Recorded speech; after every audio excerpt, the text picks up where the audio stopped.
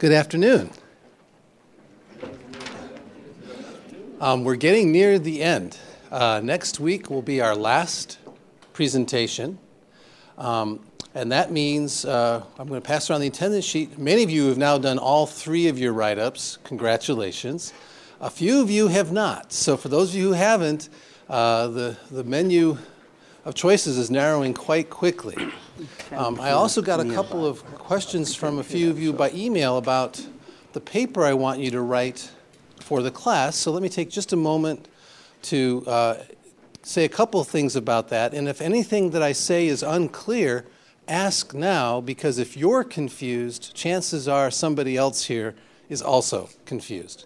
So the length of the paper is not long. I'm only looking for 5 pages double-spaced.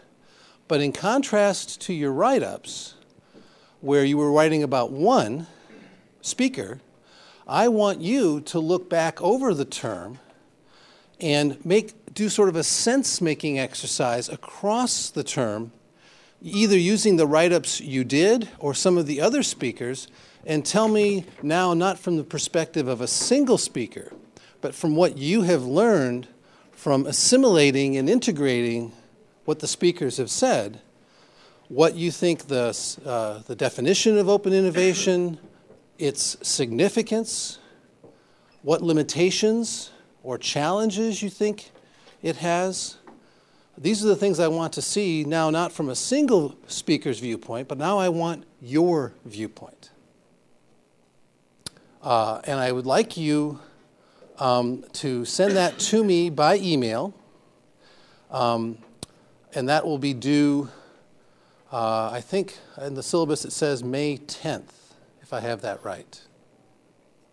And I will write my email address up for you right now when I turn things over to my speaker, so you'll be able to see that email address, although I think it's easy for you to find it, just so you have it. So any questions about that? Yes, Jennifer.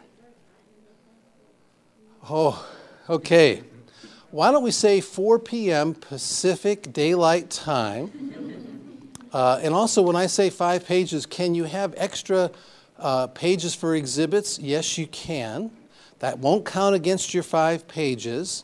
But if you decide to use an exhibit, please reference it in the text of your paper so I know why the exhibit is there and what it is supposed to show.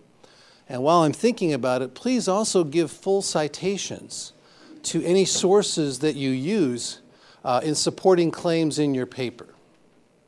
Yes? Can you talk for teamworks? Is there a minimum number or maximum number for teamwork, and if we need to update the length?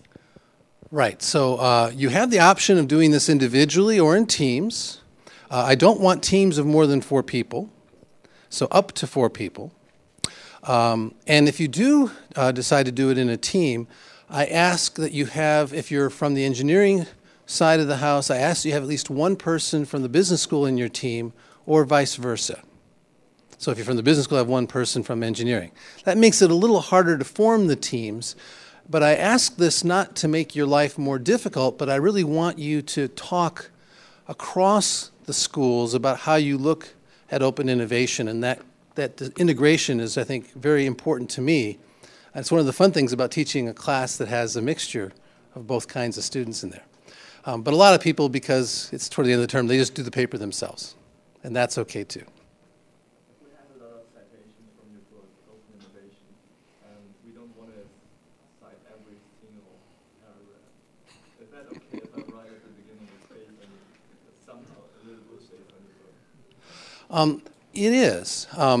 Obviously, if I don't recognize it, you might want to just have a footnote on something there just to make sure. But I take your point. But I'm asking you really to look across all the speakers. So I don't want to read something that's just stuff out of my book, because we just went through a whole semester of speakers, both from academia and from industry. So I really want you to reflect on all of that, not just stuff from the book. Okay. Other questions? All right. With that, I'm going to introduce our speaker today, who is visiting us here from India.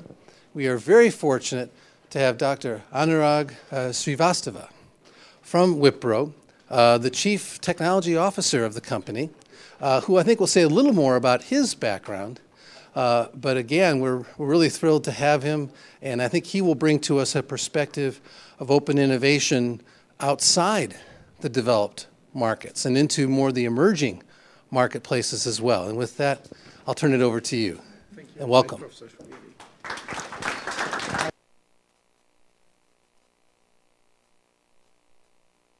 So let me just put this hopefully out and then my pocket. Yeah. I guess it's really nice to be here, and if I am really fast, please stop me. I speak a little bit faster, but I try to slow down. But if you don't understand or have some question, please interrupt me at any point of time. Personally, I joined Wipro around 12 years back. Wipro is a large multinational company on IT and IT services. We will talk about that briefly as part of the presentation. I have my colleague here, Nitin Narkhede, who is based out of our Mountain View office, where we have our office in Bay Area. We also have offices in the US, around 5 places across. Prior to joining Wipro, I was with most of the multinationals, which was IBM and Novell and HP.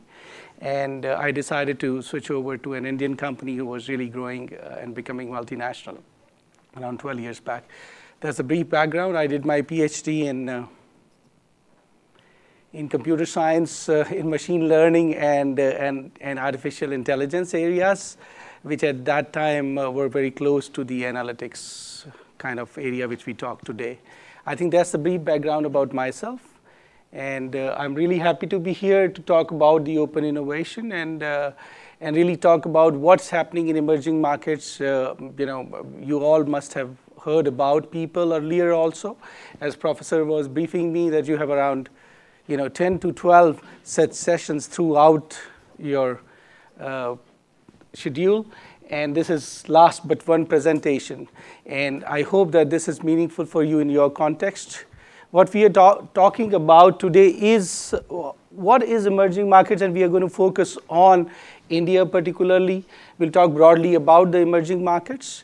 We'll talk then how with the emerging markets we are mixing open innovation at Wipro. What does it imply to be in that dimension?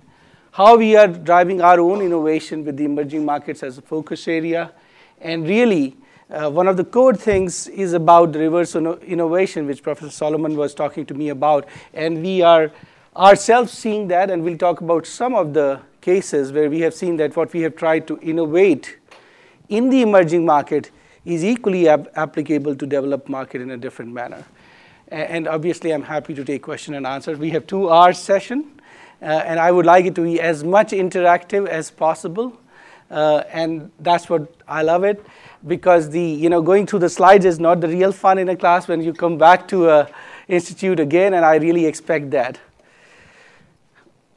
I think most of you know about this. The world's 80% of the population is in emerging markets, but it's a very different customer set. And if you look at this as a customer base, you really are addressing about a very different market with a very different market need. Now, one can see this as the lower half of the world, which cannot afford, is one way to look at it.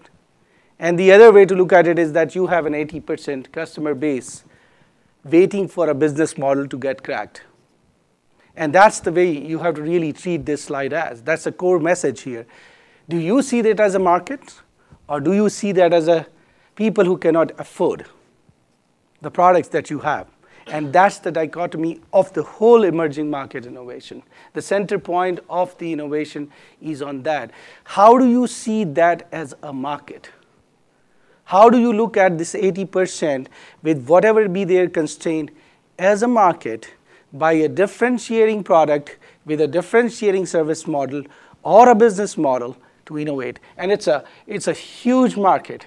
In dollar terms, it will be very huge. And we'll talk some examples on that. BRICS countries have these statistics. So 22% of world GDP is what BRICS countries are holding. And that's a huge amount of total volume on which you are really looking at.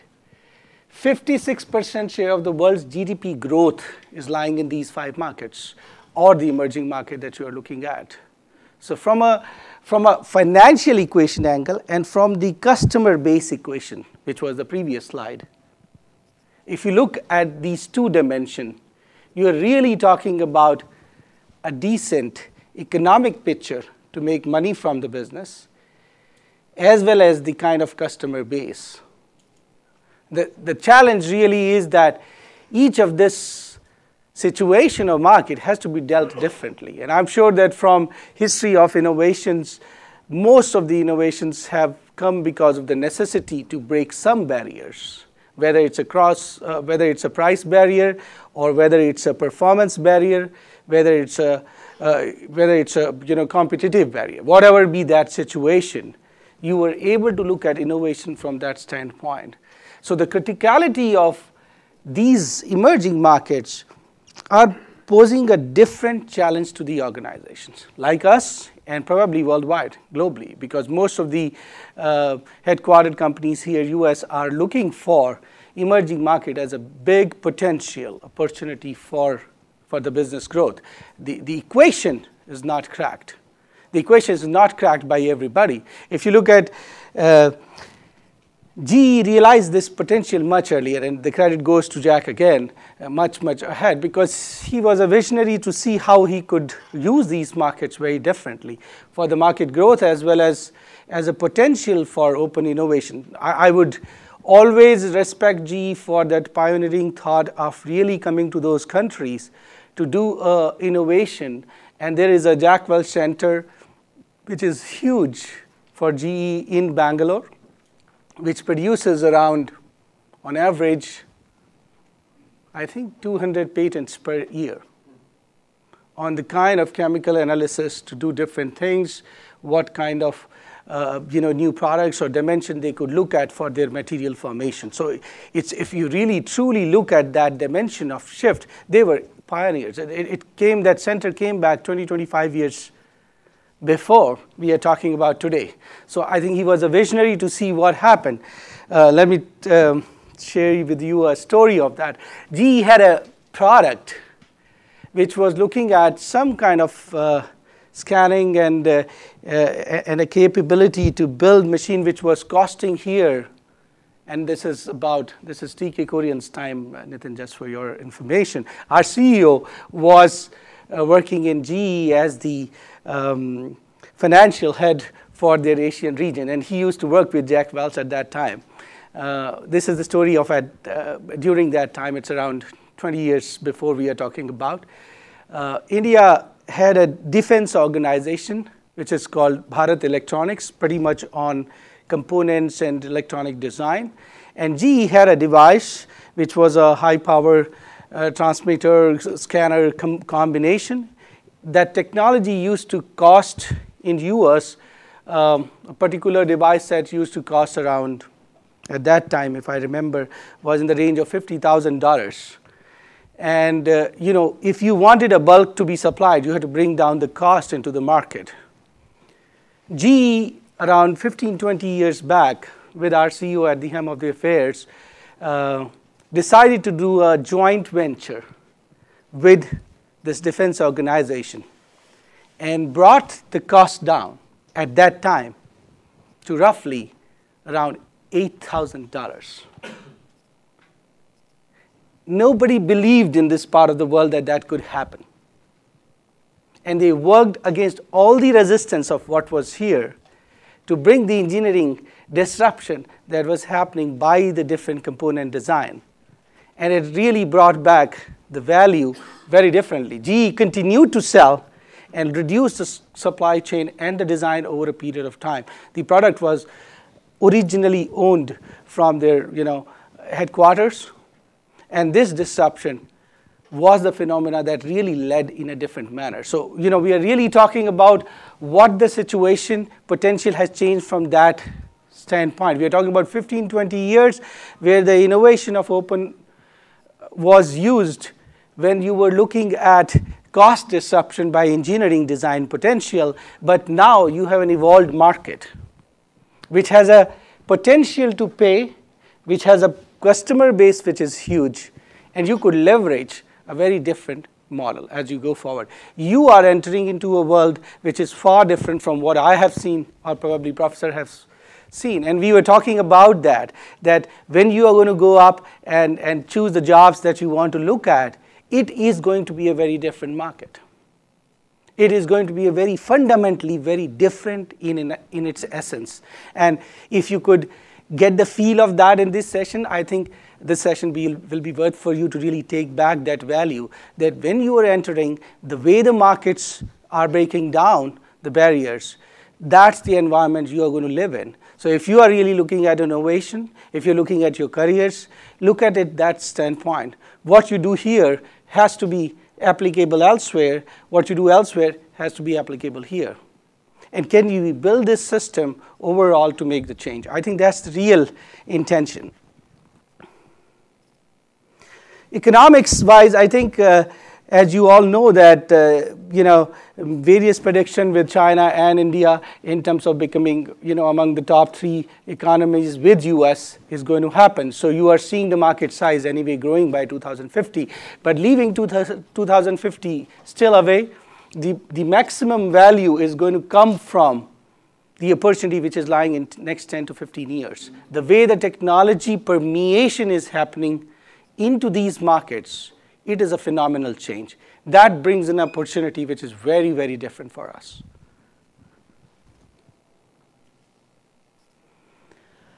Some more aspects of the population, right? 50% are less than 25 years, like you, most of you, right? And you all know how you live. And this dimension of change is very phenomenal. I need to share with you that I have in India you could afford that, so probably not in US. I have a driver, okay? So I have a chauffeur, let's call it that way, right? My chauffeur has an HTC, and he uses that. Who pays for? He has changed 4 phones in last 1 year. I haven't changed. I have just one. That's the reality of it. But he has changed 4 phones. And that 4 phones, so here's a market which is probably you will classify as not able to afford technology. But with an economic pattern changing in the country, he affords it from a different source. Because for me, it's a different channel. He's not just my chauffeur. He looks after while I'm traveling. I travel every 45 days to US a week. He takes care my family. So I'm pretty much okay to pay for his different things to make sure that he is happy. And they afford. And there are plenty of them. And a housemaid which earns, dollars conversion, probably $50 a month, definitely affords a cell phone with a payment which are decent enough for them to increase the business. Now, I'm telling you about the scale part, which will come soon. If you look at this, it's a very different phenomena we are talking about here of what is unfolding from a market standpoint, a consumer standpoint. Yes, there is a different aspect that you have 70% population which is rural. What does this signify to you in the world? It signifies the population which is untapped for the penetration of technology.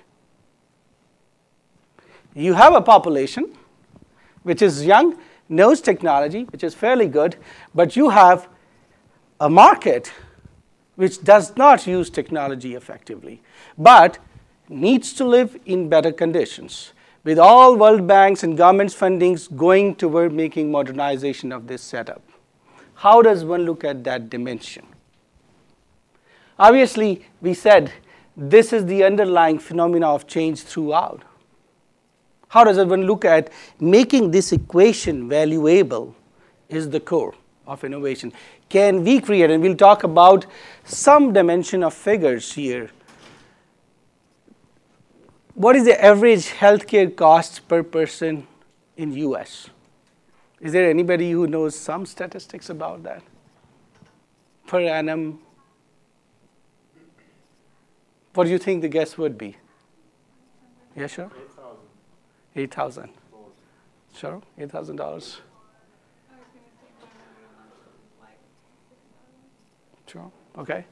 So if you really look at that equation, it's in the range of per person with whole economics done behind. If you take the total population and divide by the total whatever budget Obama is trying to transform into healthcare, that budget, yes, goes down to 5 to 8K ranges per person, which is too high to afford per annum, right? In India, and we'll talk about that example ahead, we are able to address almost 25% of US population. And that's just one organization. It's called ESIC, Employee Insurance Company, which is a payer as well as providers with the hospital. And we had to work out the care program for them in terms of technology enablement to deal with all the things.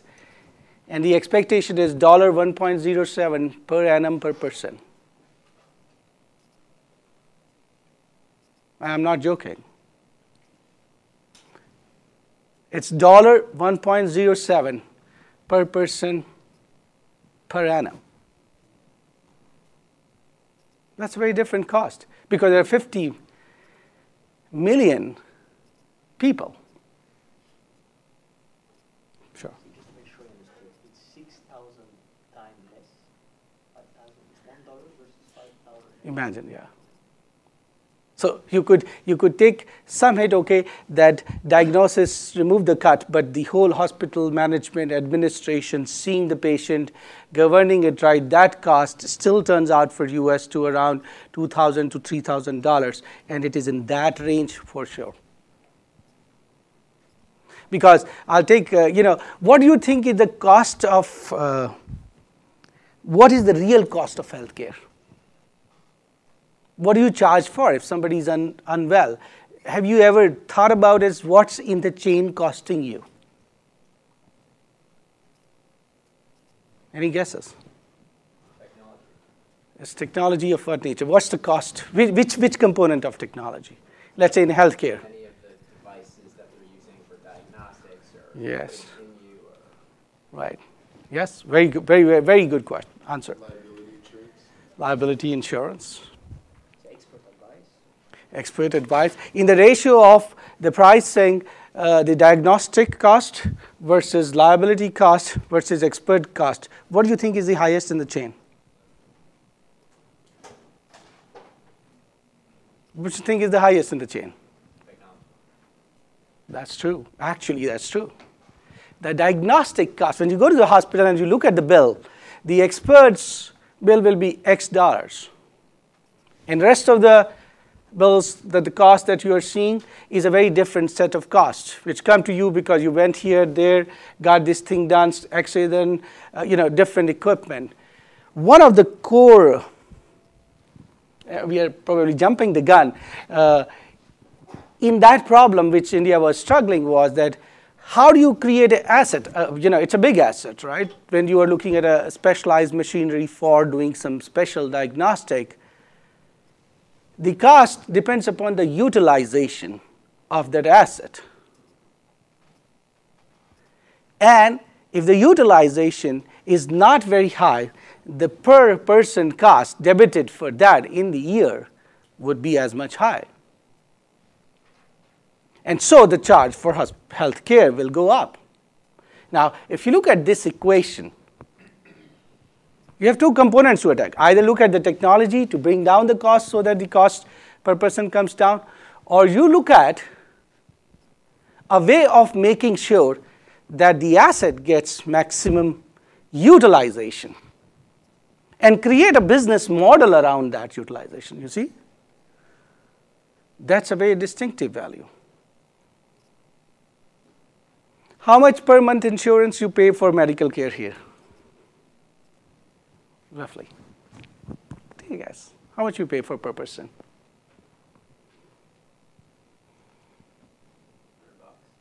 $100, yeah, $50, $100. I think different ranges depending upon the cover you have.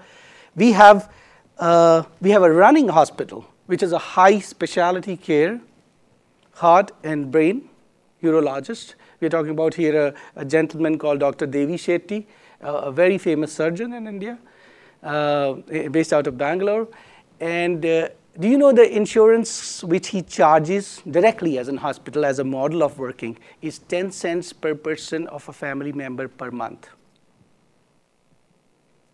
They have to just pay 10 cents every month, which is actually equivalently 5 rupees. Okay, in terms of our currency, per month. And they get free treatment for any time when they land in. And there are, since he's a good and great surgeon, there are people like us who could afford to pay more as well. For that, there is a fee. And there is a different model. And we don't deal with insurance in that hospital. Insurer for us is the normal insurer. But there is an example underlying of what that innovations we are talking about. I just want to leave some thoughts with you here. We'll not answer the problem. The way the economics work in these countries and emerging markets for the scale that you saw as 80% population we talked about, and the corresponding business models, they will deliver a different sets of innovations. And they will work out a different thought process. And you will make money. By the way, he still makes an operating margin of more than 25 to 30%. But that's still a benchmark. So the question is not that whether you are compromising on something as a business model of economics, but you are unbundling the innovation very differently. And that's the crux of these markets, because people are really different. And therefore, I took the example to you from a sustainable healthcare system. And we were talking about that these are the key areas which are big problems for these countries. Be it China, be it India, be it the other emerging markets, you would see this problem. Let me take a small example here.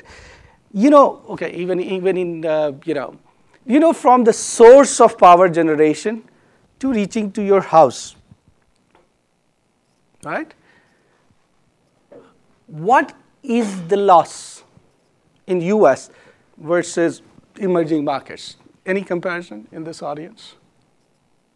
So from the power generation source, which is a power plant, to your house, talking distribution, do you know what is the energy loss? Or so if you're generating 100, what is reaching to the homes? Any view for US? Yes? Sorry? Now, we're not talking about the loss. Loss is defined as a perfect thing, right? And loss is classified as only the wastage, so which is 7 to 8%. But my question is a little different. The 100 generated, then you have intermediate loss is only on the transmission, which is 7 to 8%, right? But what do you really use? Have you made that statistics data for US ever? That's at least very advanced. It is running at 45%, okay? For in India, it runs at 25%. So we still have a lever of 20% of power, which is just going away from the benchmark of this place, which if utilized, will almost service another country of what's being used. Just imagine.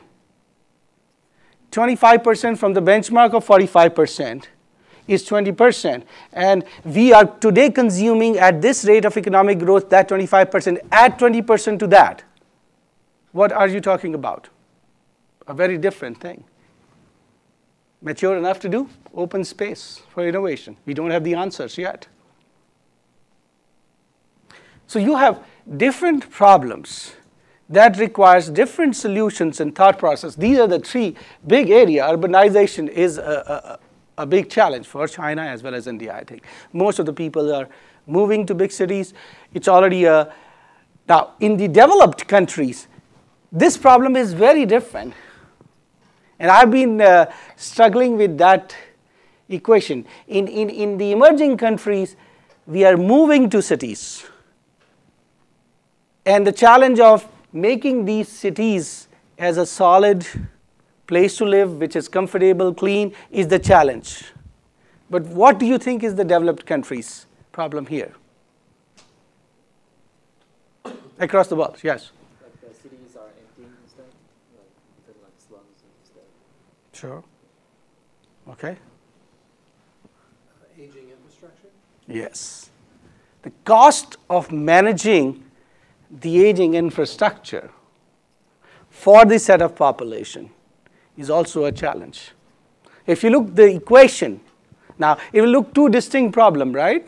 But look at the per unit infrastructure costs. Per unit means unit here being a person, right?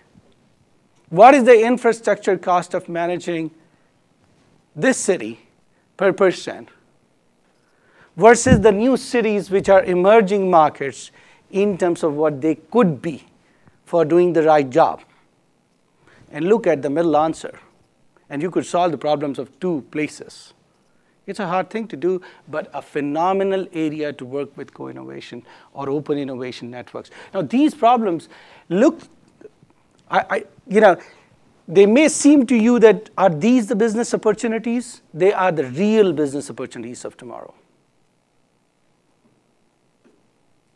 Remember that the money at the end will be flowing to these markets to make money.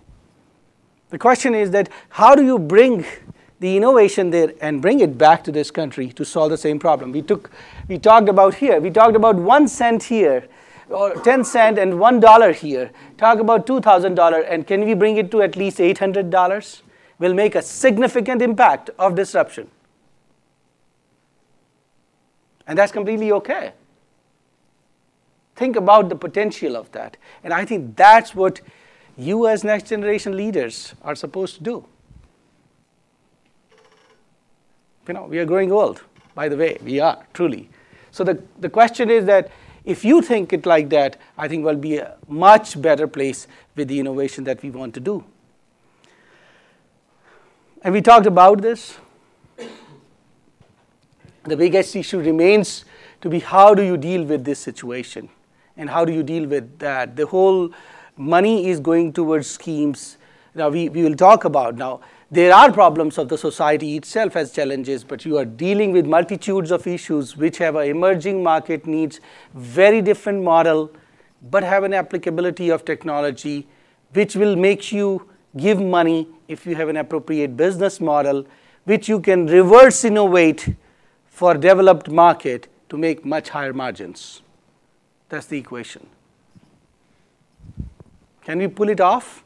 As a group of industries and academics and people, I think is left to be seen because it's just evolving. You are growing into an industry phenomena globally where you are going to take the lead in terms of defining these things.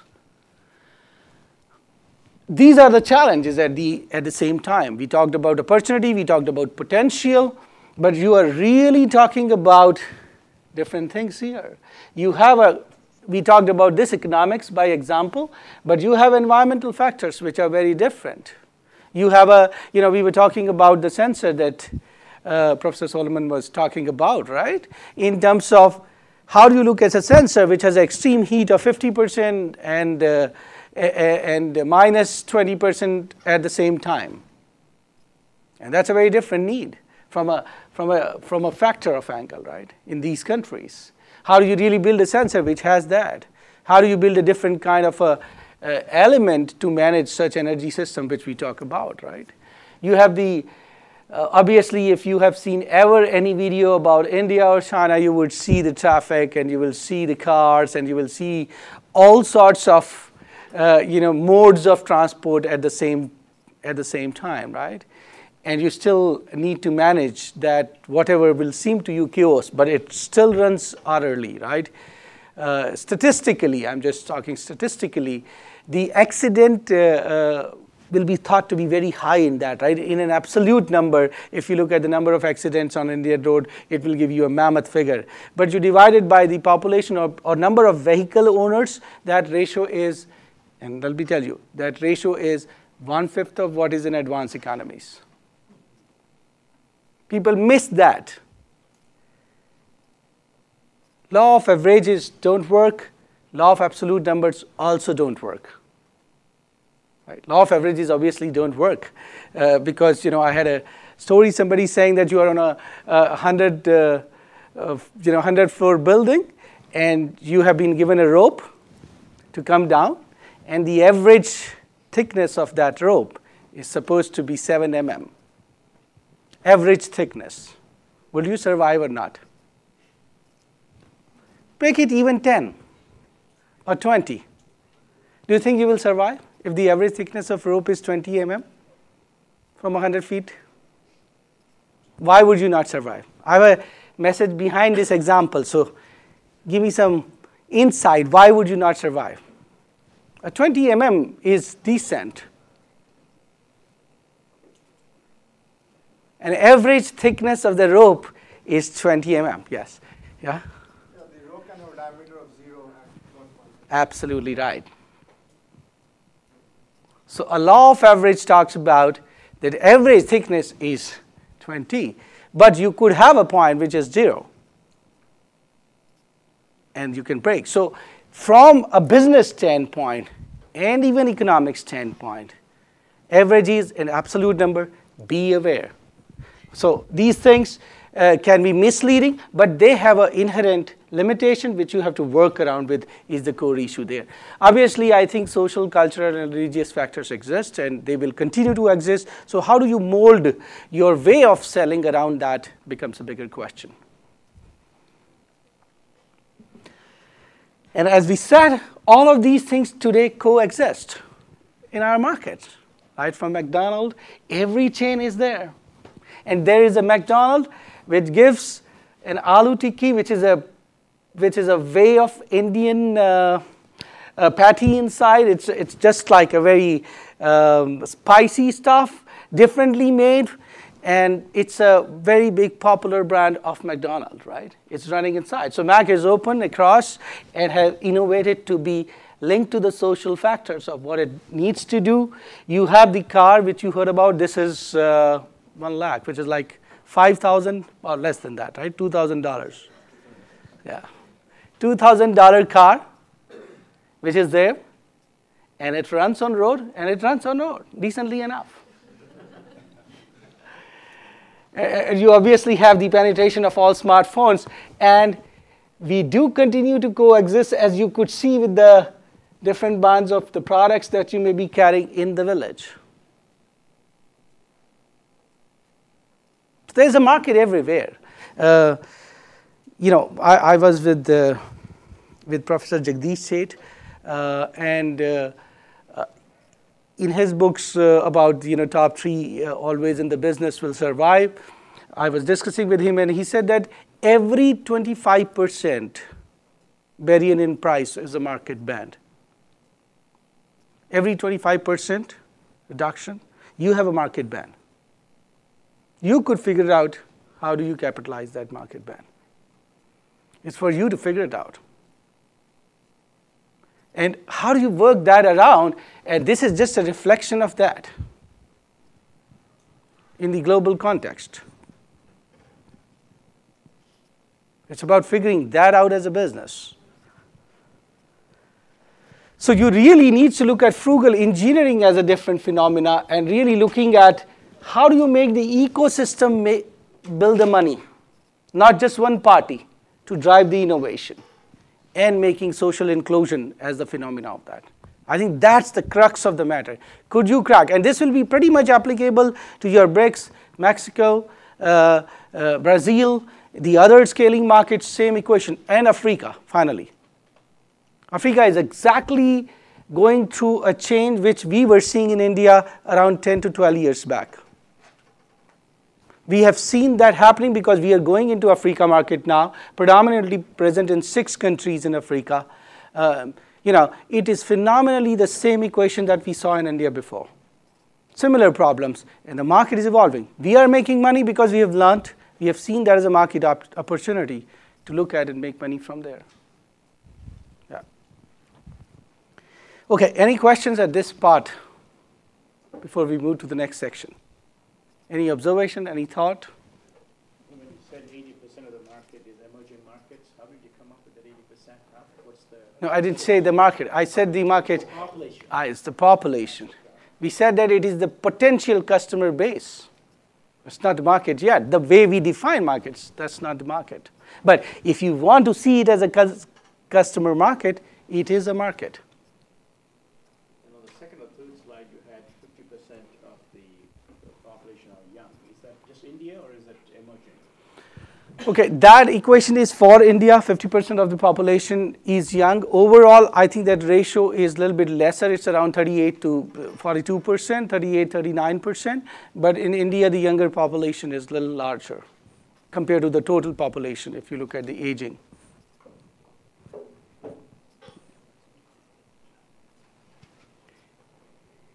Any questions?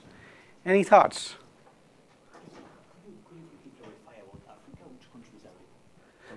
Okay, South Africa, everybody knows, right? But you have Kenya, you have Uganda, you have Ethiopia, you have Nigeria, and you have a few other countries which are going through a market change and a dynamics which is very different. How is it different? Means the money, I think the single underlying phenomena is on the mobile phones. So telecom providers in markets like developed countries have a saturated income thanks to Apple, at least more money. But in rest of the world, most of the telecom service providers are not making enough decent money. They need to go and connect rest of the population, right? And most of the transition is happening. They go first to make the connectivity happen. That unbundles the opportunity for business in all across the market segment. And that's the change. You will follow right now. The telecom revolution is going wherever is the follow chain of the economics, if you really see it. That's what is happening. It is changing the models. That's where it is going. So you saw telecom went to these guys. Maybe the French operators, maybe US operators have not done that. European operators have moved on to these territories with the partnership models to really figure it out and capture these territories. Look at China with Huawei going full-fledged into these markets, funding the development and making the different story happen. So it's a very dynamic situation. Remember, Africa is very high in natural resources. So any investment is returned well by the countries to those who are investing.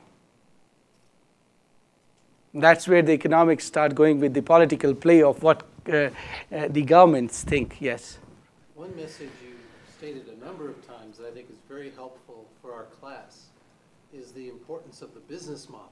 Yes. In unlocking the innovation potential in a market. Absolutely. Can you say just a bit about M-Pesa in Africa and how it's evolved into a whole payment system using the telecommunications network? Yes.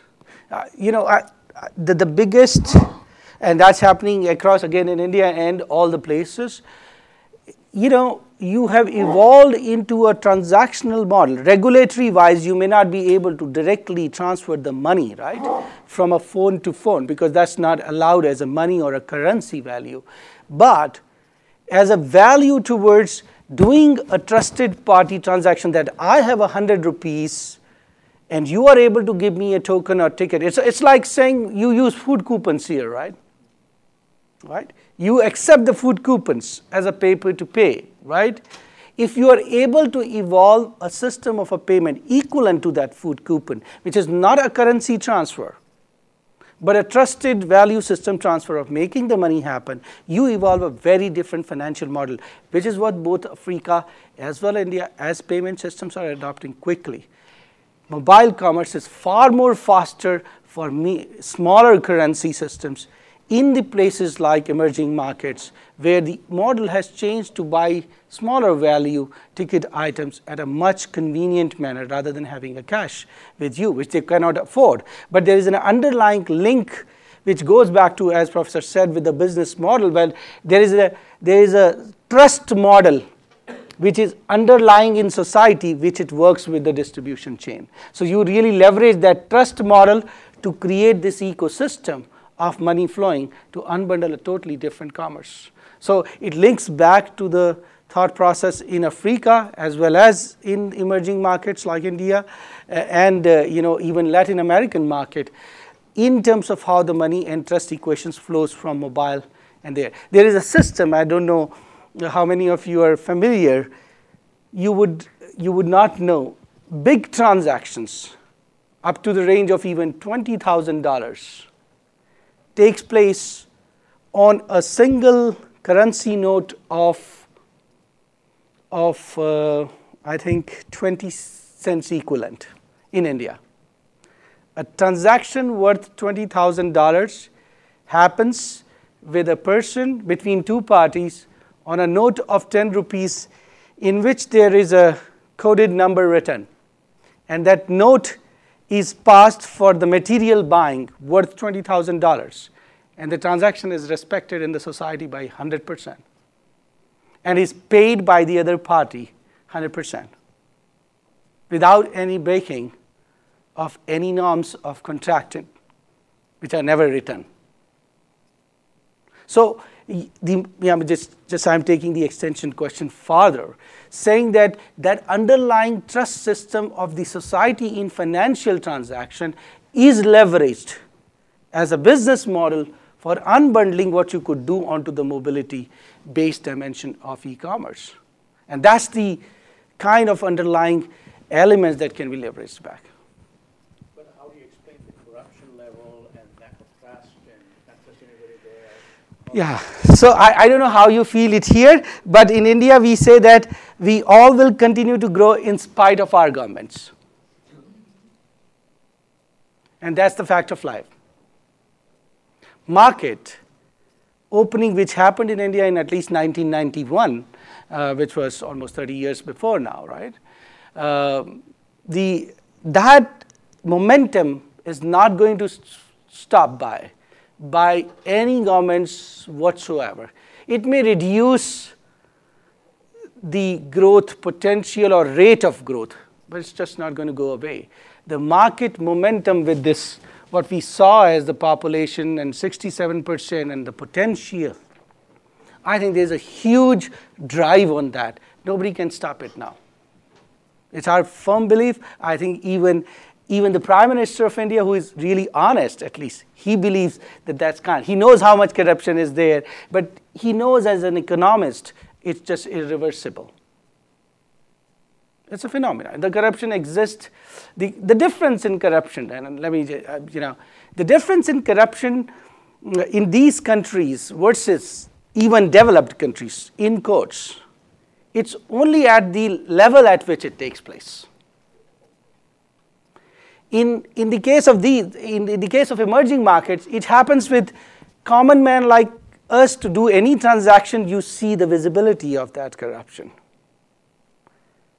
But in other developed countries, you have what is called a service gateway, which is very powerful business model, which hides the complexity of how everything evolved in last 50 years or 30 years or even today to an extent. So you and me see the charge of the service. Rest is not there. In India or in many of these countries, since you deal with no intermediary, you are dealing with either government interface, you are dealing with some things, you tend to get that. So the real power of the whole technology is you can actually disintermediate that channel if you are able to use. So the corruption will come down and you can evolve a very different model of service. But by the way, it will not go zero, because if you want to become an intermediary to do the government service, you may give the channel, the back end, you have to still fix. And there may be some, I'm just using the word, you have to fix it. You'll fix it, but you will not see corruption by people to be seen ever, right? And that's a very different equation, which would work. So the way I think the Indian situation will emerge eventually, that we believe, is that when the younger generation takes over in government or leadership, you would see that coming down, because you would have a better way to make money, and far more money if you open up a business and deal with really creating new opportunities, right? So I think we will see that change to happen. It's next 30 years or so journey. We won't see it too fast. But independent of that corruption, the progress and these innovations will continue to happen. Okay? So we have time till 4, so we'll go ahead. All right. Let me just touch upon to you about us. Okay, we are, this is last year's public data, so it's okay. We are today 136,000 plus employees. And this is an undeterministic figure, because at any point in the time, somebody is being hired or somebody is leaving. But we have 136,000 people across 67 nationalities, spread across 54 countries, 1,000 global clients, predominantly focused on information technology. 85% of the revenues comes from that. We have 2 India and Asia focused businesses. We really originated as an oil company. It's Wipro stands for Western India Vegetable Products, actually, in truly, okay? And we really started as an oil company and edible oil. And we transformed that edible oil company into a soap and a consumable and a healthcare business over a period of time. When IBM moved out of the country in 1970, Wipro ventured into creating computers, and we continue to build these even till today. And we are pretty much a leader. This is our own computer laptop, light as good.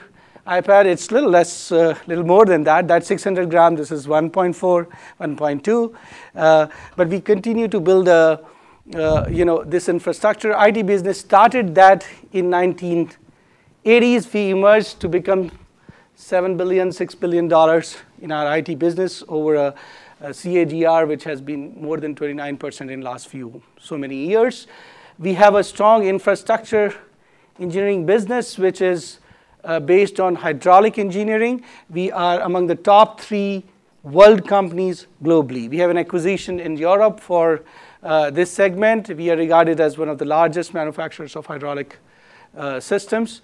We did 2 acquisitions, major one, including Yardley, which is a popular brand, and that's Wipro's brand. You won't know about it, but we run Yardley as a brand. We did an Unza acquisition in Asia and China markets. We are a pretty big growing business in consumer care. So we are a joint thing, a very charismatic leader, owner, which is Mr. Azim Premji. He was a 19-year-old boy who was here in Stanford for doing his studies, but had to go back when his father died to take over the business. And he really diversified the business from the edible oil company to a $7 billion large organization, what we are.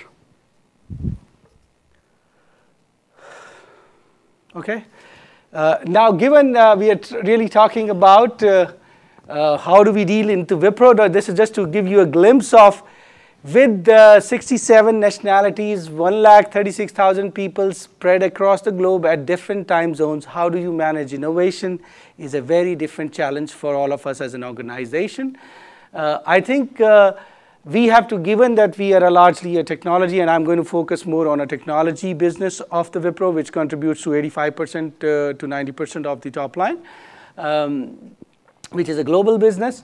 We are really dealing with the overall situation of how do you drive this constant innovation with the changing time. Living in emerging markets, serving the developed market, with the change and speed of what technology innovation is going on, how do you manage that constant change of competencies which we are dealing up with this 136,000 people?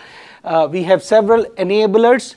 The core is to really focus on enabling co-innovation with the customers. I think this is the key aspect. No innovation. And I do believe, we distinguish innovation, and I don't know whether we are right, you have strong answers. Difference between innovation and R&D is about having the applicability.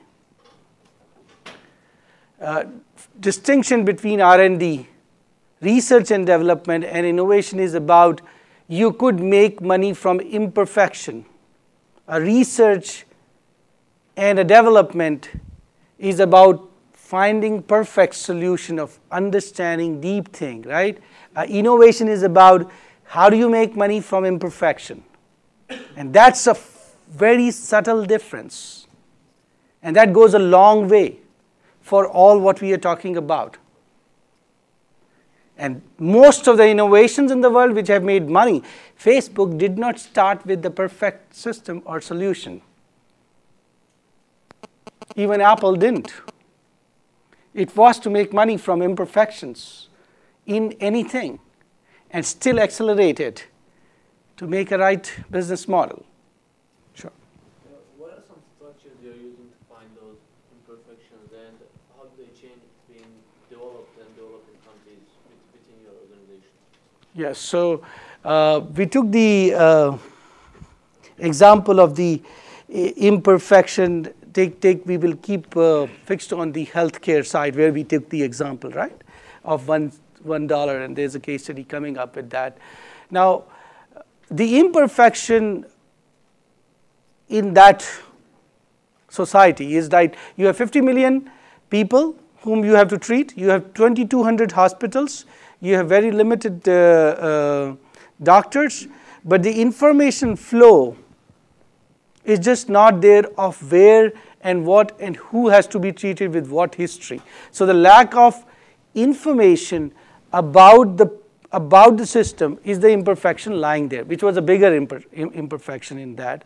You were able to capitalize by breaking a different model, and we'll talk about that study, in terms of a way to break down a system. So you use that imperfection to innovate how the IT could be used in a cost-effective manner, deal with the volume and scale, and create a new business model. And we'll talk about that. We'll take another second example just for the illustration, and that's a non-Wipro example. There was a unique problem of the healthcare that we talked about, which we talked about the hospital. 5 rupees, which we talked about, 10 cents for insurance by the hospital. The imperfection, what was being captured, the villagers, and this was particularly done for people living in villages who could not, whose earning power per month is like maximum 100 rupees, which is equal to $2 per month, or or $200 or $400, right? So you are really talking about what is the imperfection? You are looking at insurance to be at at least 200 rupees, but that 100 or 200 rupees per month is 50% of his income, right? But obviously we know that you don't become ill so quickly. There's an average cycle time of when you require treatment. You were looking at a structural imperfection to be used at how do you collect per month, which is 1/10 or 1/20th of what he earns, which he could otherwise spend in smoking. Yeah? It's easy to buy a cigarette at the same price or lesser. Could you use that expense of imperfection to build a new model of insurance, right? So you did a business model innovation on that imperfection of what was otherwise $200, but 5 rupees is affordable in your 200 rupees income per month, and it doesn't sound big to you, and you can give it, right? So you are able to tie the two things together to create a model of innovation. This is just emerging markets, right? If you look at developed market, enough imperfections have been used. And a simple example is that when you download a book from Amazon, and I'm giving you a critical example. If you buy a book from Amazon and you give your credit card number, the book is still with you. But if your payment does not get processed by the end of the day, book goes away from you. That's very different model of business from what you were used to with a consistency and availability and reliability of systems, traditionally from a engineering standpoint. That means you could reverse the transaction given the technology flexibility. It's a very distinctive example, right? You are capitalizing on imperfection to not to compromise on your market share, because eventually you will buy it. You will just go look back why my card didn't work, you will do something else, or a transaction problem, right? So you are able to innovate on the edges of imperfection, and they will always remain. Right? Okay. So I think our focus, therefore, has been how do you look at, given the space of change, nobody can afford innovation organically within ourselves. So we are saying, okay, if we have to innovate with the customer, so you get the reality of the problem. You look at the external innovation. Too much is going around across the world. How do you leverage that and really build a process inside to use it? And that's the way open innovation start playing to us, that we innovate together, we innovate with customers, we innovate with the new partners, and really build that solution inside. Our focus, given that we are a services company, our focus is in building new competencies, assets which will be reusable to build the disruption over a period of time. So I think we have a clear view of what we want to achieve through innovation over an extent, and that is what the CTO office really drives. But it's a big change.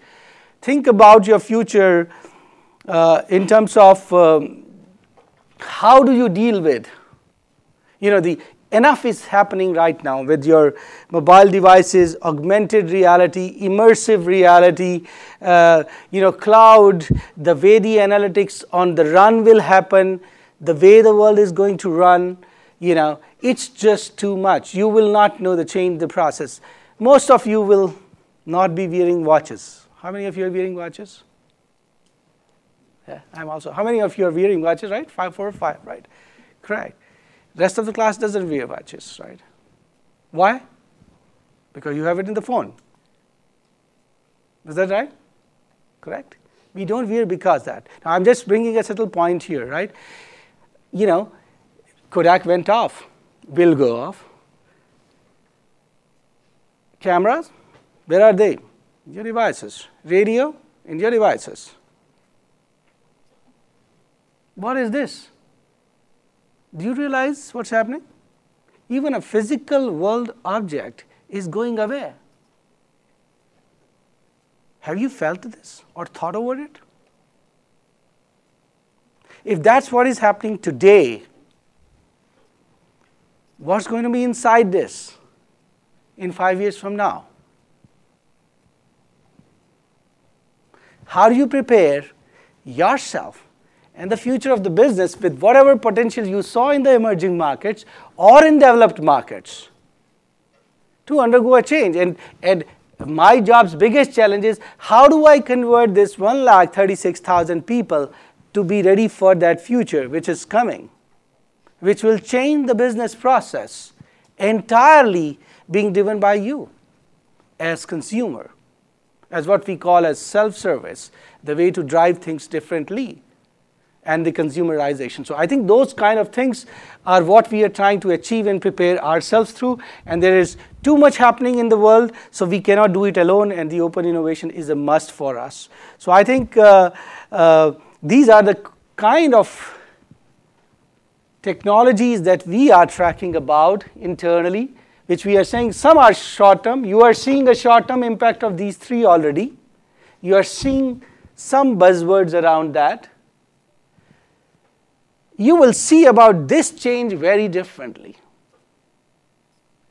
How do you do a claims process? How do you do a drive learning? How do you study? How do you work? It will all change in a while, as it is likely to come. This is a very different phenomena. And this impacts emerging market significantly. All of this impact too, but this is a damn killer stuff. It's a little longer. But this talks about how do you build miniaturized technologies much cheaper with lesser energy requirements with a reliability which is very superior, and an integrated sensors.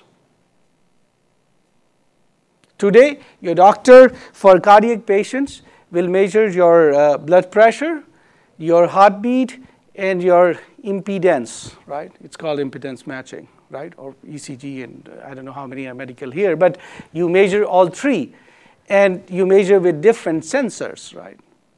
You have a potential through this to combine all of them together in one, and at a much lesser cost. Now think about that world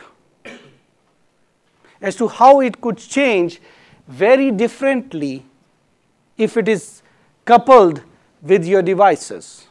If this device has an ultrasound and a scanner coupled inside, what you can do with.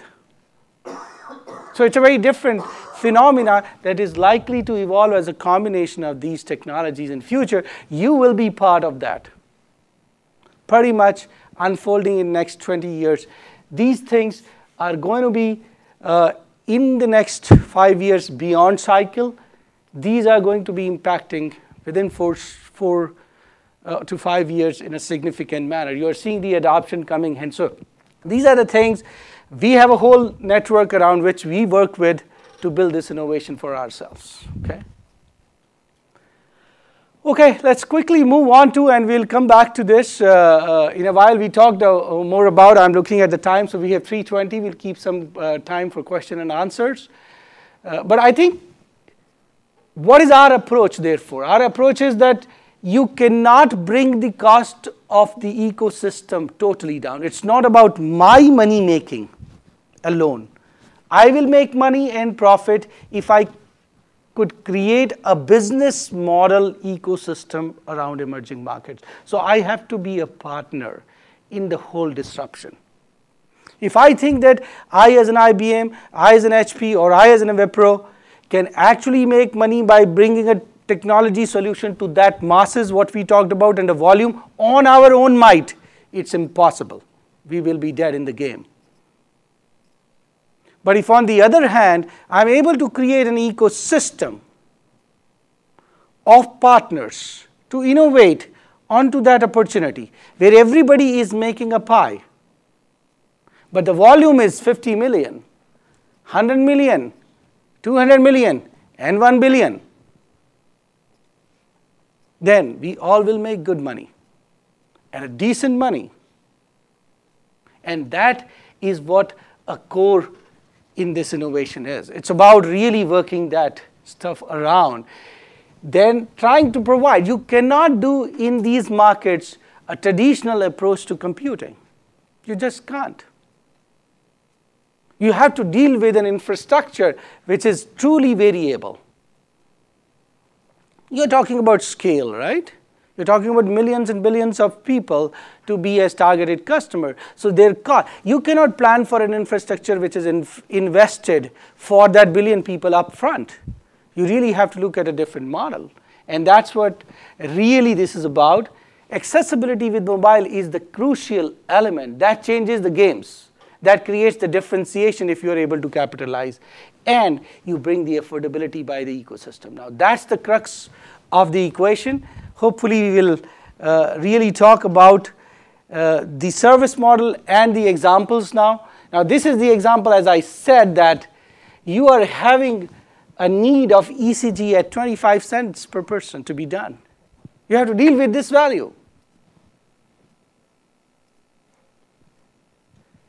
This is the target rate, but there are 700 million customers. Think about it. Now drive your imagination. That if I have in this phone a technology which is nano sensor based, which could do the X-ray, would you not reach 700 million at 25 cents? It's a different thought process. Traditional, saying come to a hospital, I have a big X-ray machine, can I do different? Is there a different technology? That creates a different kind of thought process in the minds, right? You have quality and reach of education through technology, low cost learning tablet, and that's where we were talking about a $45 tablets. Can you have an application-specific tablet? This is $400, $500, good for general purpose, great gaming, nice view. But how about studying? For people who don't have access to good teachers, there are 10 million students if you look at. Can we create an ecosystem of an education application, the communication network, the endpoint to see and still have a value? Can it come to $35? And you'll be surprised that these models are cracking in. And they are workable by the ecosystem of partners. Not yet done. These are not yet done. These are examples of saying the scale and the potential. Yes? What about the tablets that were released by the IIT Delhi. Yeah. Yes? Not like the new ones, which were made with collaboration with an Australian company or New Zealand company? Yes, so it was at $45. It's called Akash, right? That tablet is at $45. But it's a 7-inch monitor, so much smaller than what you have. It has its limited usage. But okay, this is our viewpoint, and I was telling the same thing with both of them, that if you try to make a general purpose tablet at a less price, you will compromise on the general purpose usage of that, right? If you make an application specific device, you have a good potential. And given the volumes of emerging markets, even in that specific application, your volume of scale becomes still large to do a very different kind of a model. So you have to really think the problem differently, not in the traditional manner. If you try to create a competition with Apple to make a general purpose tablet, it's impossible. You can't get that features, you can't get that value, you can't get Siri, you will not get all that. So you will not like it. It's a stupid way to innovate. Yes? Well, just to support your point, if you think about what Amazon is doing with both Kindle and Kindle Fire, they are selling those devices below cost. Yes. And the reason they're selling it below cost, and so in this example, imagine by extension you could give away the tablet for free. Yes. And then where they're making it up is in the content. And so for the education ministry in India, Yes. that is trying to deliver not just devices, they want to deliver content to the students. Absolutely. So the ones that are producing content could create a business model where Completely. they actually bundle it on the device is given away, and then the content is licensed.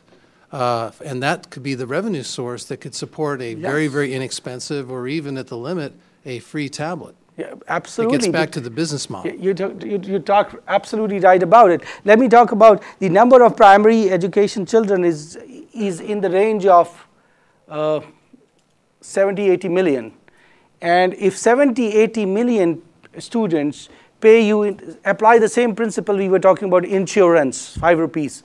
If you take 5 rupees on 70 million people, or 80 million per month, you are talking about 400 million rupees. And let me divide it by, just for your maths, by 50 to that. It turns out to be $8 million per month.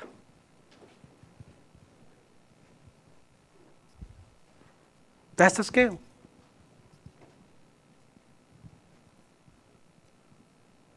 So $8 million per month revenue is not less, right? The question is, how do you crack that? That's the true innovation network comes in there.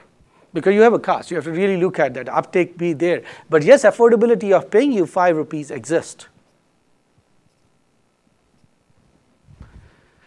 So I think, we are just really, looking at some startling figures that we talked about, which have a potential to create a different innovation and a business there. I think, and somebody talked about that, is the price expectation there? This is the real challenge. Technology always moved like this in infrastructure, right? Purely compute powers of technology create this disruption. Moore's law, everything that you would have studied as engineers or business guys, this is what they achieve. They give at X cost an increase of density by 2x and a performance by 10x. But when you go up and create systems and solution, the need is that you should have a speed of 100x and a variability of 100x, because you're talking about a different will. And this should come from a scale support of 1000x in emerging markets. This is the crux of the element, and you need really therefore ingredients of a different nature to come out of it, right? But this is truly the picture. You have a 1000x user base available. You have a price disruption of 100 of x if you want to. And you can make money by the equation. So you find that this is not the biggest factor. Cracking this with the social network, the real social network, not the social network of what we talk about in Twitter's blogs, because there is a social network of trust and the society which you have to leverage back in your model.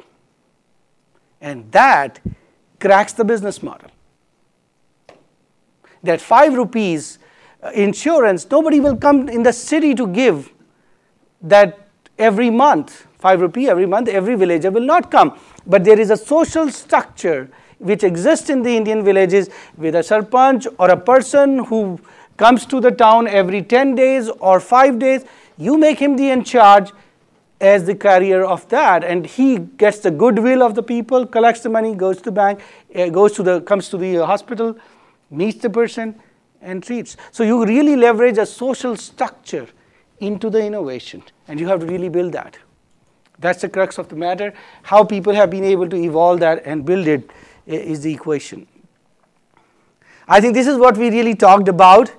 It started like that, and we have a scale which is very different. Given the time we talked about, this is an achieved cost, which I was talking about, $1.07 by Wipro. This is the scale of the problem. We really build these systems totally automated with an identification card, authentication, all the biometrics technology, but bringing down the cost to 1.07 per year per patient. And so you are able to create a very different value. And that's a real case study. If you look at, the matter is you have 50 million people. The technology, the ID card provider was able to bring the volume down, cost down like crazy for the biometric card. The usage of the card over 5-year period was a different service model. The cost saving by the supply chain of drugs was easy to replenish the support that this system needed. And it was a win-win for all. And this is a real case study in working, and you will hopefully see about it. This is just a video about that. I just need to play for you so you will have a view of that. Sound. India, a progressive democracy, has turned a new leaf in the last 2 decades, with the focus growing from agriculture and manufacturing to the service industry. It has gone through an economic transformation, becoming one of the fastest growing economies in the world. On its way to being counted as a global economic and political power, India needed to revolutionize the way the government functions. Who better to turn to than Wipro? Because Wipro, from its very inception, has marched together with the Government of India in its move towards modernizing its processes by automating service delivery mechanisms. Merging business with social responsibility. ESIC is responsible for providing succor to those who toil tirelessly in the service of the nation. The workers who are low-wage earners working in the industry and service sectors.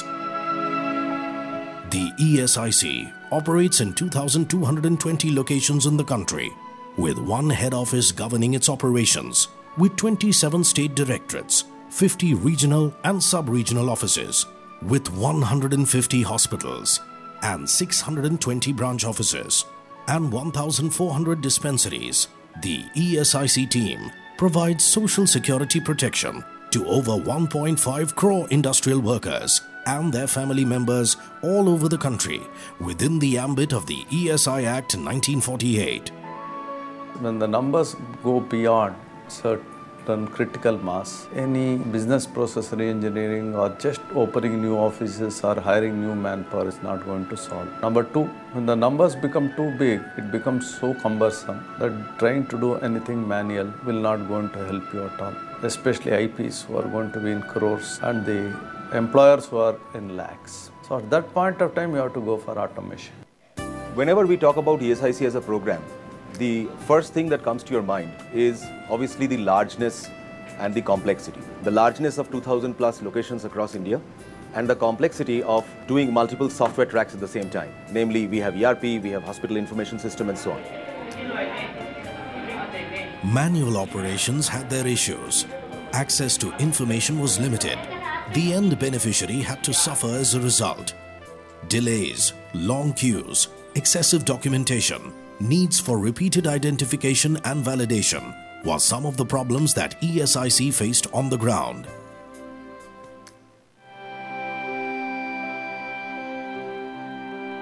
Wipro took the challenge of rolling out all the tracks of Project Panchdeep simultaneously.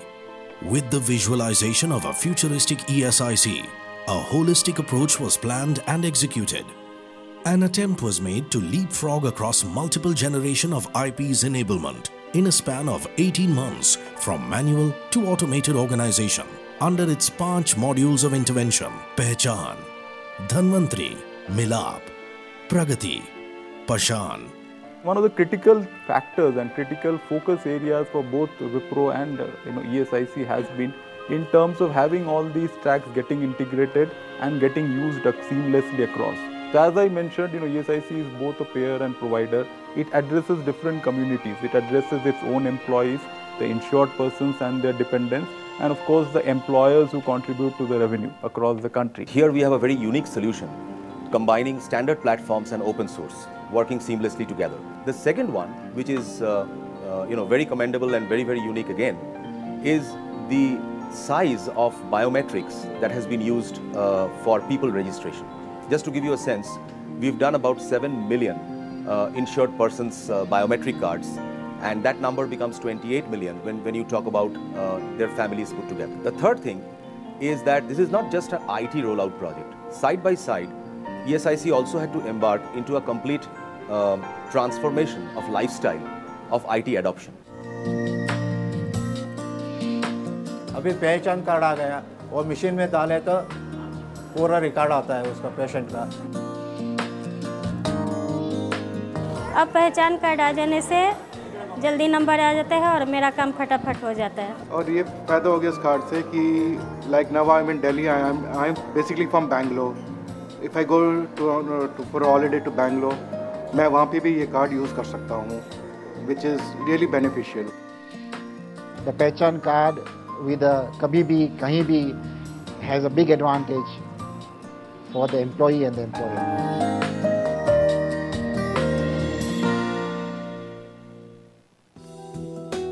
Now all the records of our clients, that is our patients, is in the form of electronic medical record, and that EMR, that is electronic medical record, is a very important weapon in medical profession. Reason being that in EMR, I can find out whatever my patient has undergone in various locations all over India, whatever treatment, investigations or n number of procedures he has undergone, I can visualize whenever he comes back to me at a mouse click. उधर से letter लो, इधर से letter लो, process भी late होता था and again patient को लेके जाना, पेशेंट को ट्रीटमेंट कराना, वो भी बहुत लेट हो रहा था। जब से ये पहचान कार्ड मिला है मुझे, तब से इधर का प्रोसेस बहुत फास्टेस्ट हुआ है। मींस लाइक हॉस्पिटल में एंट्री करेंगे, एंट्री करते ही डॉक्टर्स को पता चल जाएगा, क्यों में हमको खड़ने का परेशानी नहीं है। एज ए एम्प्लॉयर हमारे को बहुत बेनिफिट हो गया है। चालान जनरेशन की जो सुविधा इसमें दी गई है, उससे वो बहुत लाभदायक है और जिससे कि चालान का जनरेशन और पेमेंट काफ़ी सुविधाजनक हो गई है। पहले हमें इंश्योरेंस नंबर लेने में काफ़ी टाइम लगता था, टाइम सेविंग है। रिटर्न्स चालान बनाने में टाइम की पूरी सेविंग है और सिस्टम भी बहुत इजी है। जो सबको समझ में आ जाता है, सारी प्रॉब्लम एक वन विंडो पे जो है प्रॉब्लम सॉल्व हो जाती है. As a insured person moves from a hospital dispensary to a hospital to a branch office, as the employer moves from one place to the other, as the insured person moves anytime, anywhere across the country, all his medical data, contribution data, everything is seamlessly captured in the system and is enabled and is accessed by people who are using the application to give a better healthcare service to them. I'm very glad that USA Corporation, along with Wipro as partner, embarking on a very, very IT-related program which will bring the entire functioning by a click of a mouse, reaching to the insured persons and employers. And most importantly, the slogan that IP to be VIP can be translated. Wipro has been proud to be associated with various government agencies, always committed to the progressive growth of the nation through its expertise. ESIC and Wipro have come together, joined hands to create a marvel, the largest ever such project to be successfully mounted and delivered. At Wipro, we enjoyed this exciting journey in the last 20 months working alongside a very committed ESIC team. We together innovated in several areas, starting with the use of open source technologies and looked at innovative ways of enrollment of beneficiaries, to name a few. And all of this was done under a very unique build, own, operate, transfer model. The effort is huge, but the rewards even more. And they come in the form of collective joy that we have been able to deliver.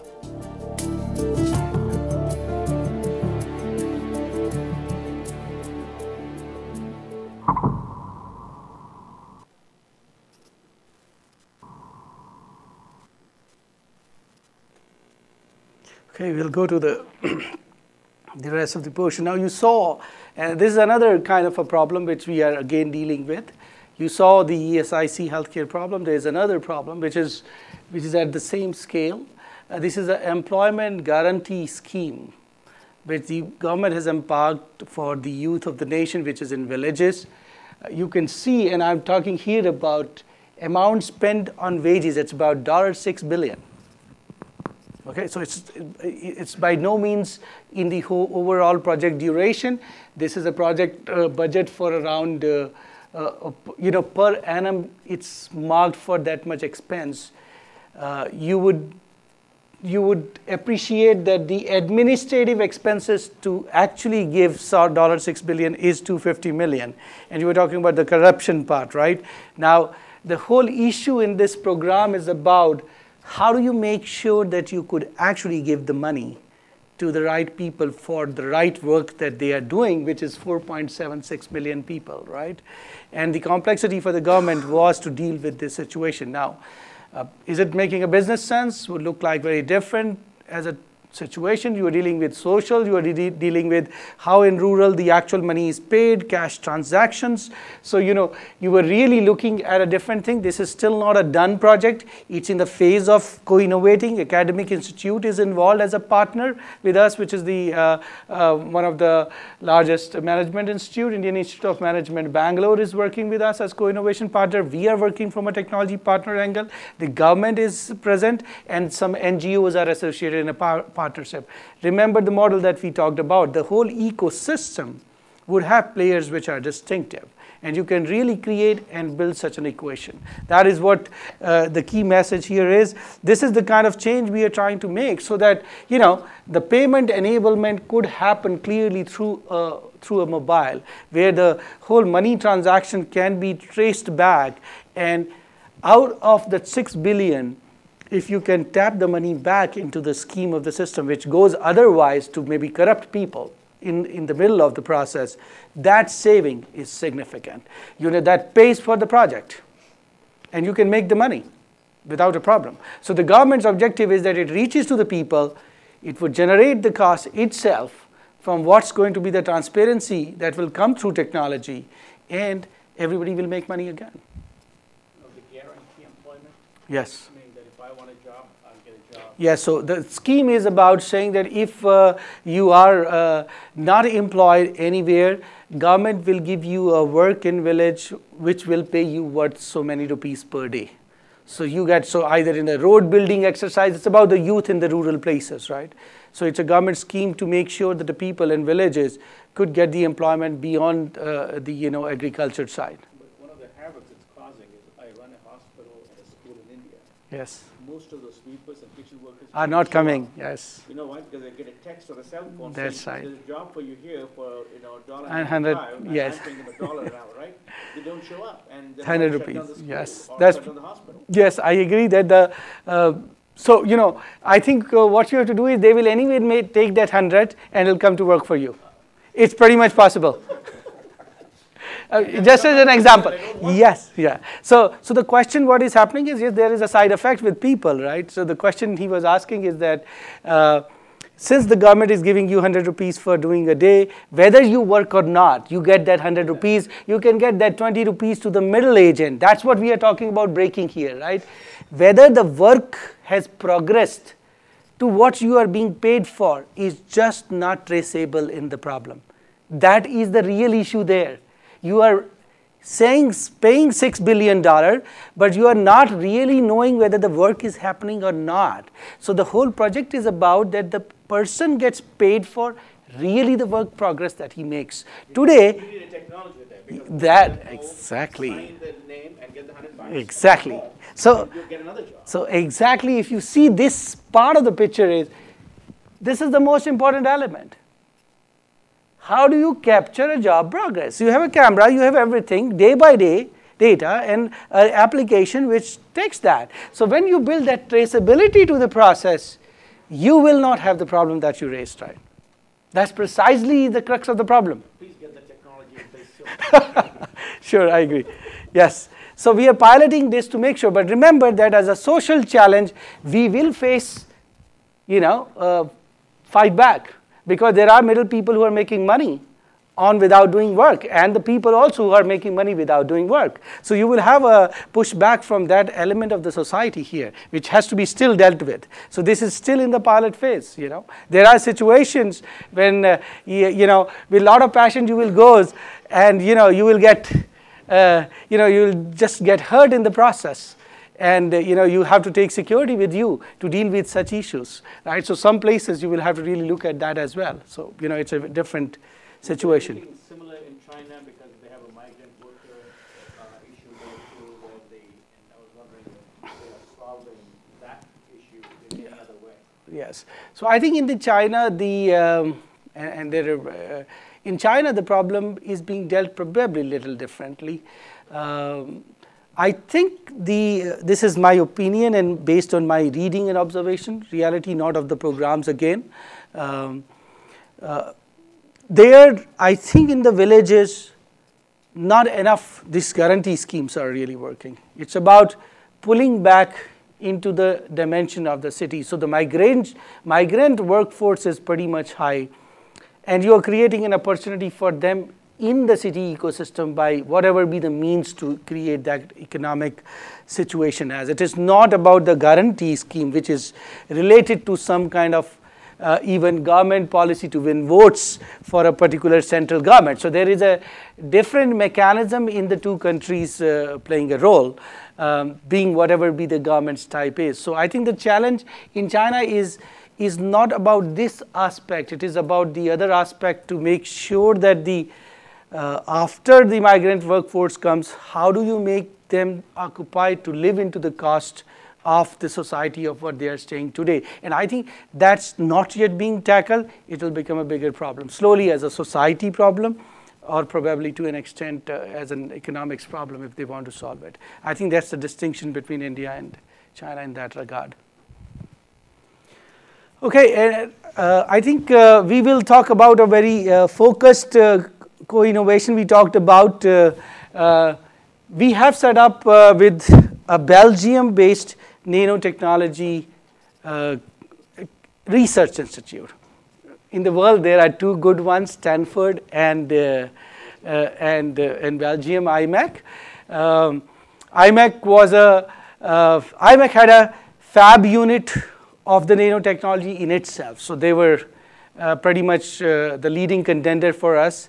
To do the disruption that you were talking about and the example of a serious co-innovation, we really worked together, and we have set up a Arise lab. Wipro and IMEC Belgium has set up an Arise lab in the Wipro's campus, where we are inviting the OEM vendors who could, and this is an outstanding example, we are working on a technology which is called hyperspectral imaging. And hyperspectral imaging is beyond the spectrum on the right side, on the left side. So hyperspectral imaging camera exists today. It's worth $33,000 in US today. They have built a technology of a lens, which is based on nano. It's called a wedge, camera wedge, and that's based on nanotechnology. But it processes the hyperspectral, not the visible range. Using that, you could detect the surface, from the surface, freshness of the tomato, freshness of vegetable, defect in the metal surfaces. So it does that kind of hyperspectral imaging cameras are used for surface deformities, your skin problems. It can be used in all that. Each camera today costs $33,000 or higher. They had built this wedge, and they were looking at, they are a research institute. They just built a wedge. We said that we will work with you to convert this into a camera. And so that required some engineering expertise to take the images at a fast rate on hyperspectral, convert, tie it back to build a camera, a visible range, and tie it back to the application. We worked on that design. And we have been able to build a form factor of that camera, which is much smaller than what the existing set is. And it cost already 1/10. And you are able to work these things because the affordability is the biggest element we talked about a while before. How do you make these technologies affordable? Nanotechnology has a great answer in that. Significant amount of work is possible, and this as a network creates OEM vendors. Wipro is not a product vendor. We have created a design. We work with the OEM vendors who are part of this journey, who will actually take the design and create a final product.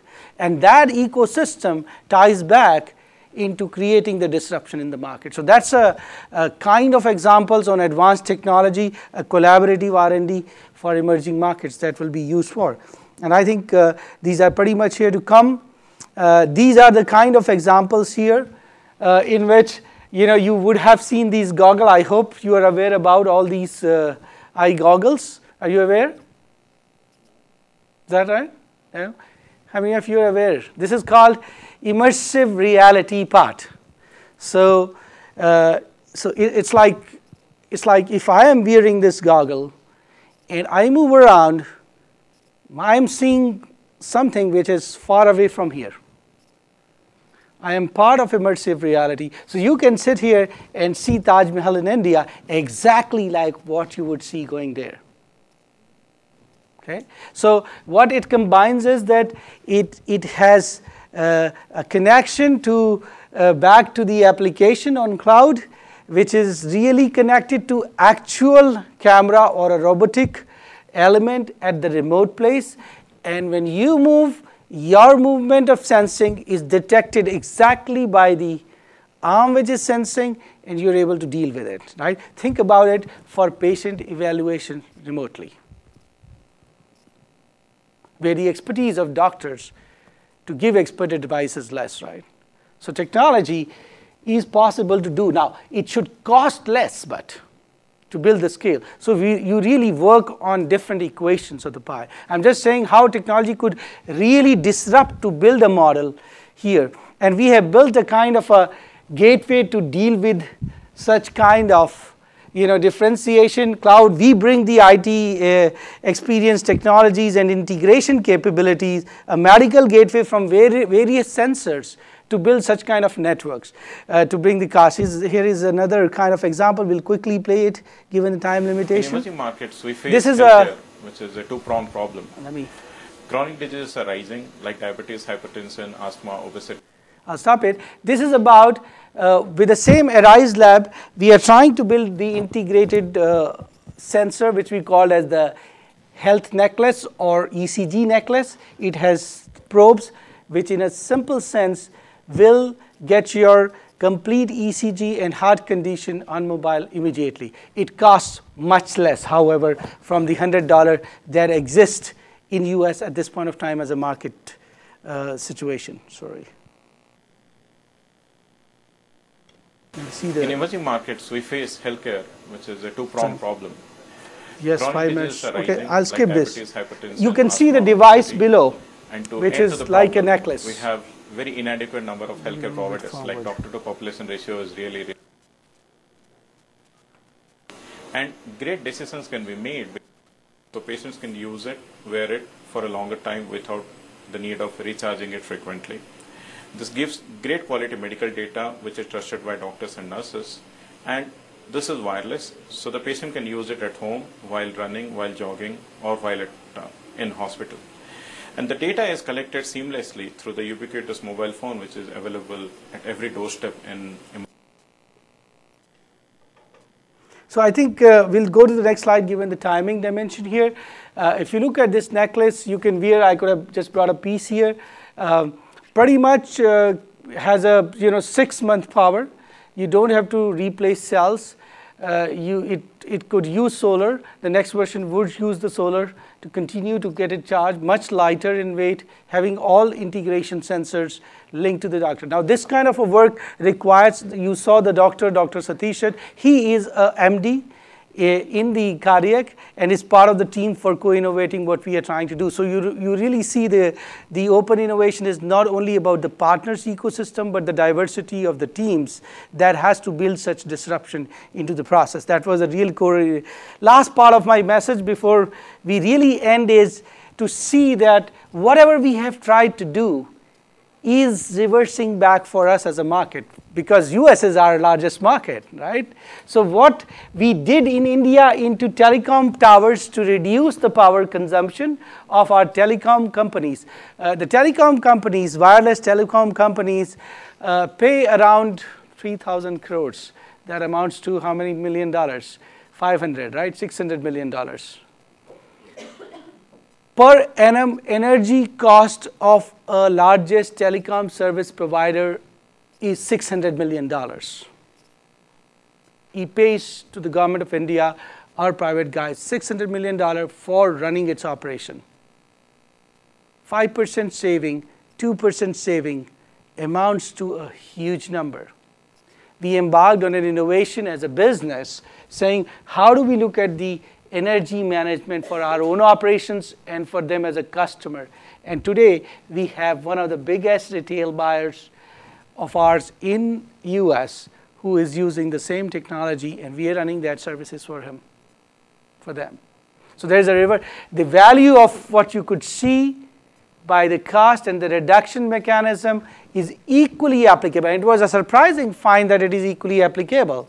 And this retailer, take a guess. What is the cost of energy for them in US?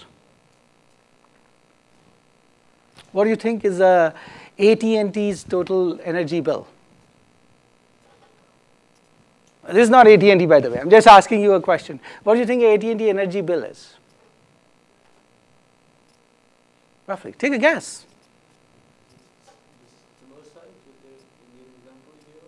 No. Indian example is 600 million because we don't have enough power capacity, so you have to run on diesel generators. So a total combination of cost of diesel plus electricity that you pay for turns out to be $600 million for our telecom providers, right? For a subscription base, which is very huge, far huge than probably AT&T, right? In a different sense, right?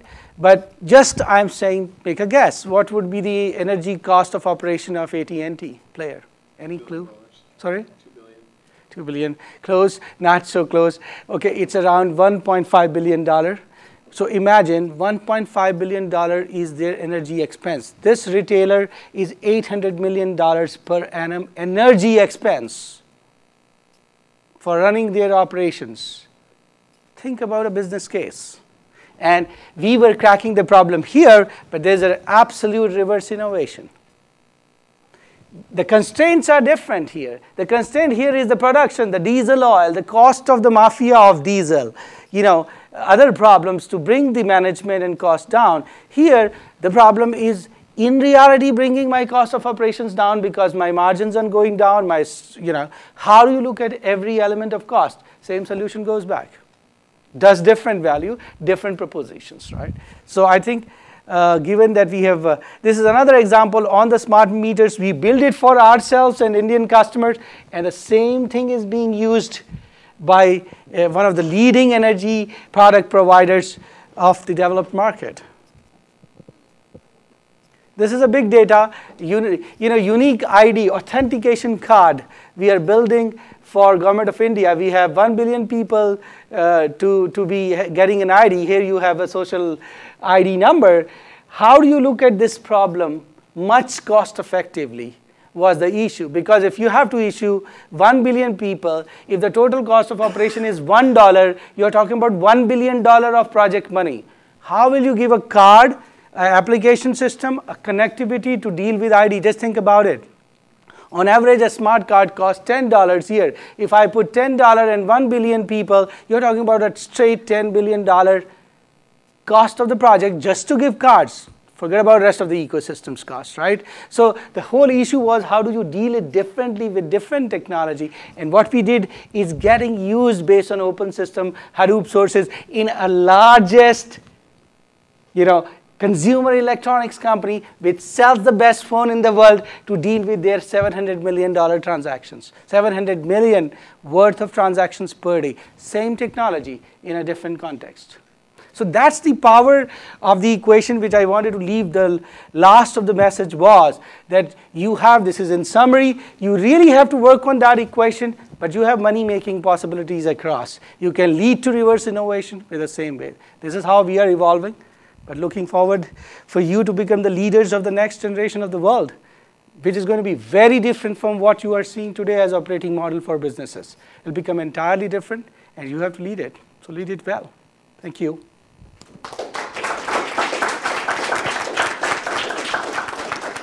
So I'm going to ask the first question on behalf of you, which is, are you hiring?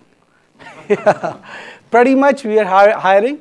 And we believe for at least working on these innovation and new technologies, if we don't hire the new people, we are the old generation leaders. So we need inside the organization pretty much a younger generation. We continue to hire from campuses, and we will hire. We are also looking at different kind of innovation crowdsourcing models with students participating in our innovation projects, if it's possible, in the academic charter of how it works. But we are pretty much open to look at various different modes of involving new campuses. We are really thinking there as well. So Henry, another statistics. We hire one Apple every year. So in terms of number of employees, so we hire 45,000 plus people every year. So. Okay, we have time for one or two other questions.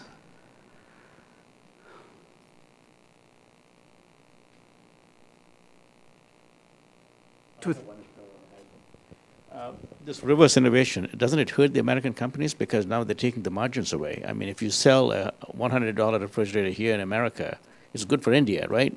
For those people. But for us, doesn't GE lose the margin on a more expensive brand that we're buying now?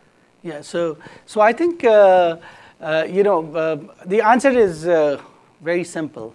And I'll give it, what was 15 years back the cost of a shirt or a trousers was in US, and was it today? So the question is that whether you like it or not, with what happened to the jeans and the other designs in India, it benefits Levi's and Lee's here too, eventually. And if they adopted the innovation early enough, they made enough money for themselves too. It's all about the margins at the end, right? So, 15 years back when I took the example of GE working with Bharat Electronics, GE actually adopted that design and still made in the US. The market margins were being different, right? Today, I think it's the norm of the world that you have a different price list for every product in every country. It's not going to be same. So on that basis, I think how the corporations leverages that as a value, I think it is all about that, in my opinion. So, that's the only answer. And we move to an equilibrium eventually. Yes, eventually it will. Eventually what would happen is, as I would see that the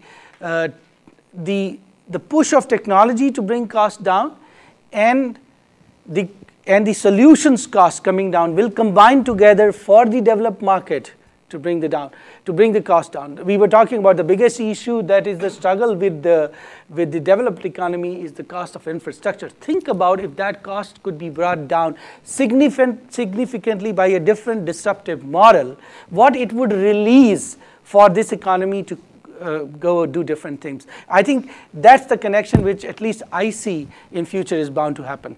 If that equilibrium happens, I think leaving the political things, elections for Obama, outsourcing not there, all sorts of things. But I think again, like India, in spite of the government, I think this will continue to happen. So I was wondering, in emerging markets, what are the problems you face when you're working with universities or like in a framework where IP is not that strong and you're innovating openly? Okay. So I think, even if you look at the Belgium Institute, where we have signed up, we have very tight agreement about the IP innovation because we are also a corporate and respect as much as the IP. So IP regime in India is far stronger and people generally would never misuse the IP that is created.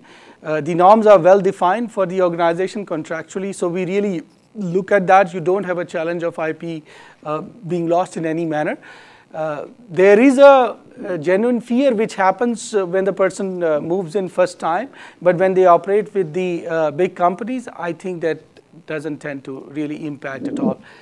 Secondly, I think most of the Indian markets are moving so fast that IP is losing a little bit of relevance in terms of people who can come up with a quick product, gets the market share so big, large enough that the other guy is able to catch up. And anyway, you can make your, you publish it, it's anyway a published idea, nobody else can actually leverage it. So it's only about when you deal with a situation that something drastic is created. But if you publish and go out into the market and makes that's the public stuff, you are still protected significantly. Okay, last question. Who do you consider as being your strongest competitors? Like Huawei or ZTE or? They are the product companies. We are a system integration company. I think we consider IBM and Accenture as our biggest competition. Anurag, thank you very much. Thank you very much. Okay, next week we're going to have Professor Henry Chesbrough talking to us about open innovation in services. So we'll build nicely on some of what we've heard today. And we will also do our course evaluation for the term as well. So we'll see you next week. Please give me my attendance sheet wherever it went. And don't forget to turn those write-ups in for those of you who haven't gotten all 3 of those in there. Okay.